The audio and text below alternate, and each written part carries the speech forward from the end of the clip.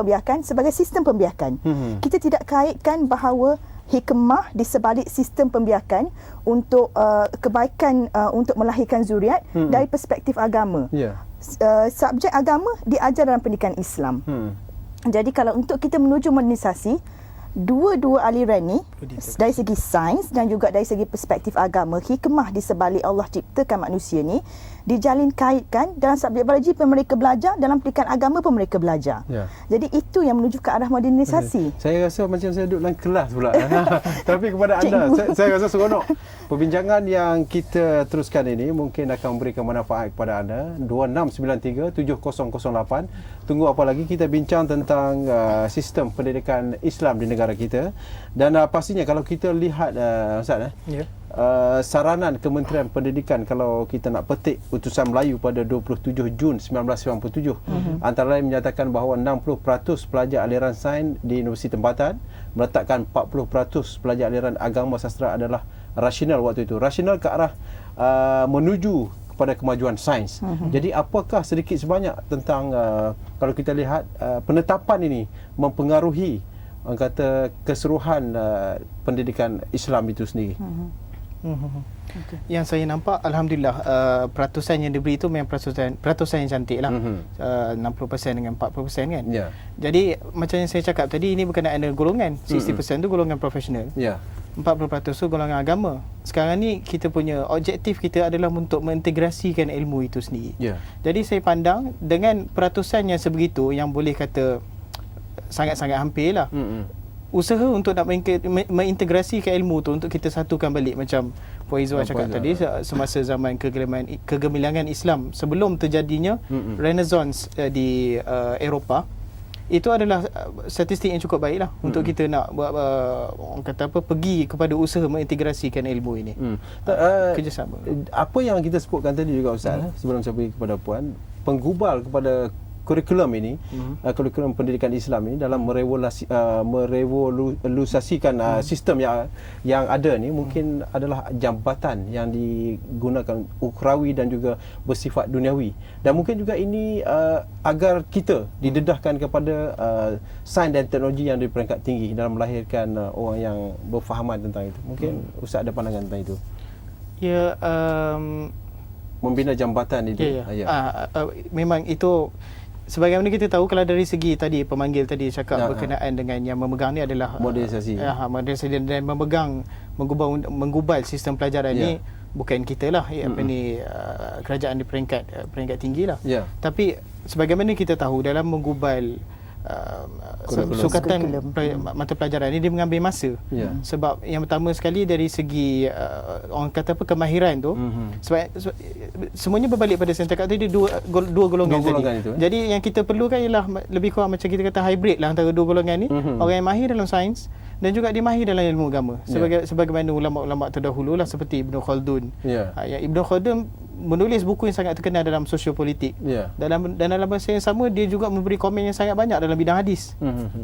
Jadi yang kita nakkan penggabungan tu yang kita nak menuju situ, menjadikan satu benda yang cantik lah, selari dengan itu.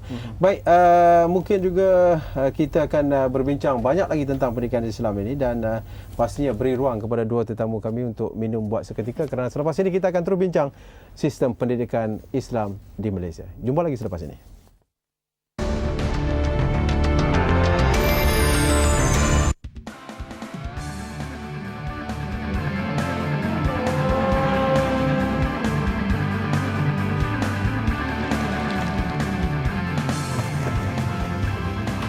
Girang gemilang atau penuh kecundang, paparan kegairahan, laporan sukan tanpa sempadan, wadah bertenaga dan terkini, Sukan @Bernama TV.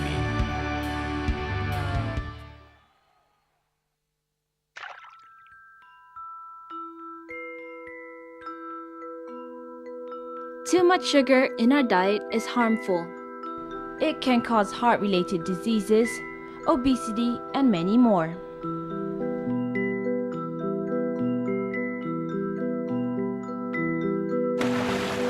Take lesser sugar for a healthy life. Avoid being a diabetic. Act now. Bernama TV in support of healthier Malaysians.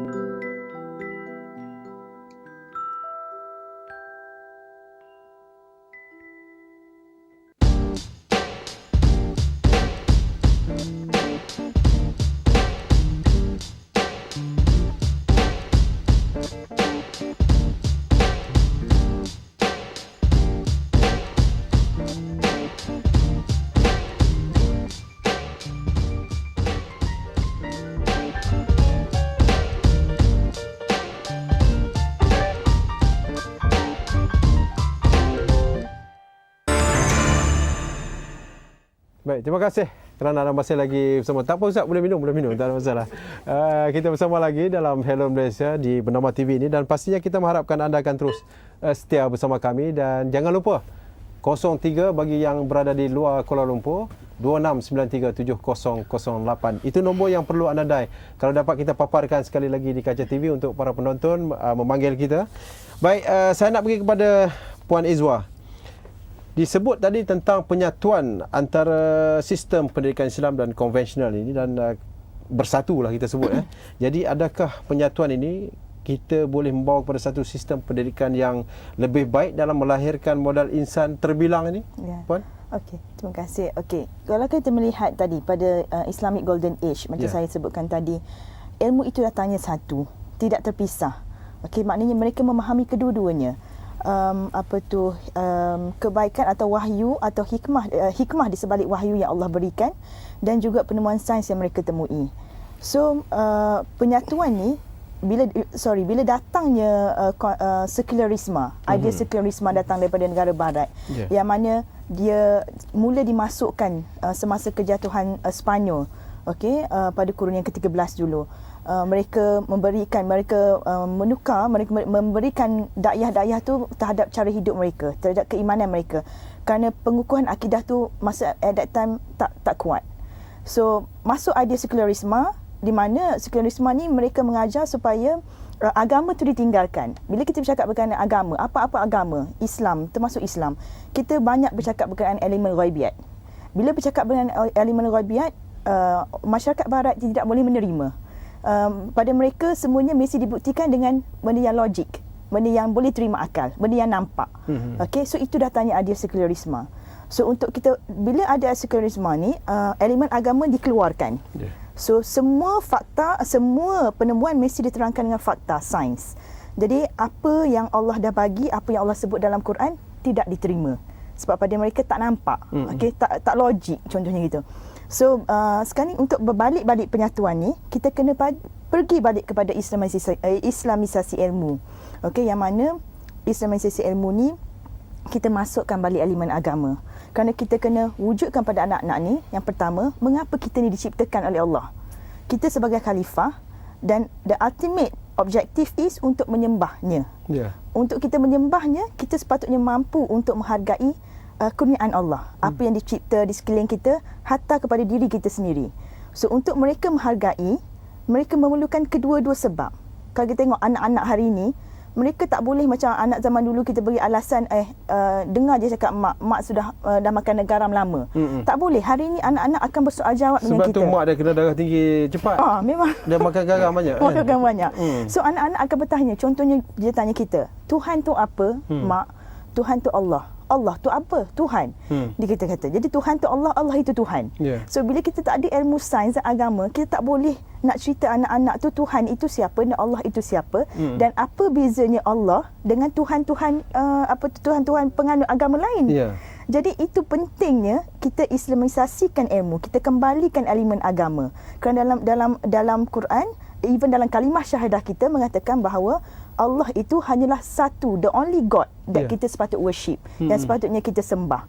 Jadi itu maknanya kaitan dia, dan kita integrasikan ilmu. Integrasikan dari segi apa? Yang pertama dari segi ilmu wahyu, revealed knowledge, and also ilmu akal, acquired knowledge yang mana kita temui melalui penemuan sains. And then yang kedua, kita integrasikan across the subjects. Kalau kita belajar maths, kita kena masukkan elemen sains, kita kena masukkan elemen language dekat situ. Kalau kita belajar bahasa Melayu, kita kena masukkan elemen agama. Kalau kita Kalau kita belajar matematik sebelum contohnya kan, kita belajar counting. Kita hanya count how many balls are there. Berapa bola kamu lihat di situ. Tapi kenapa tidak kita count contohnya berapa jari yang Allah ciptakan pada kita. We are still counting. Tapi kita masukkan elemen agama di situ. Kan? Juga serupa juga kalau kita ajar sains dari segi kalender. Kita ajar kalender Masihi.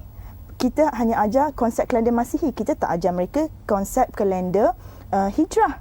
Kita tak ajar mereka konsep kalender Islam yang mana kita mengikut putaran bulan. So ada hikmah di sebalik situ. Kenapa kita ikut putaran bulan? Hujah yang baik samalah seperti yang saya nak simpulkan sini Puan. Bila kita melarang anak kita main pisau, sudah pastinya bersebab dan perlu digantikan. Kalau tak boleh main pisau, pisau kena tangan nanti luka. Jadi kita gantikan benda tu dengan perkara lain. Itulah yang kita maksudkan bahawa penerangan daripada ibu bapa dan juga guru ni penting untuk kita ni kan. Baik, saya balik kepada Ustaz Azri. Mungkin dalam hal ini kita dah sentuh soal golongan profesional, golongan ulama agama ini. Tetapi satu perkara yang perlu Ustaz jelaskan juga tentang apa itu dualisme dalam pendidikan dan mungkin juga bagaimana wujudnya dualisme ini, kesannya kepada sistem pendidikan. Baik, dualism ni maksud dua perkara lah. Dua perkara bertindak, iaitu kita panggil ilmu sekular dengan ilmu agama. Maksudnya perpisahan di antara ilmu sekular dengan ilmu agama. Sebagaimana yang Puan Izzuah cakap tadi, kalau kita ajar anak-anak matematik, kita akan suruh kira bola. Maksudnya tak masuk ke ilmu agama. Dan di masa sekarang itulah kita fahami dengan ilmu sekular. Dan kalau nak, orang kata apa, kalau nak cakap pasal agama tu, itu stay kat kelas agama je lah. Jangan pergi ke tempat lain lah. Perkara ni kalau kita